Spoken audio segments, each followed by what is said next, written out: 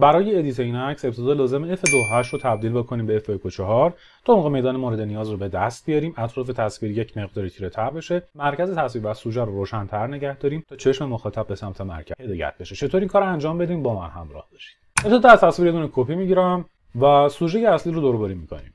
از دوربری ماسک میسازم، مجدد از بک‌گراند کپی دوم رو میگیرم، حتما اون اسمارتش بکنید. در قسمت فیلتر بلر سراغ گزینه گاوسیان بلر برید. روش‌های دیگه‌ای هم وجود داره، این روش راحت‌تره. میزان ردیوس رو انقدر بالاتر ببرید تا به F1.4 برسید و این مدل شارپ و واضح باشه و بک‌گراند به شکل قابل قبولی فلو بشه.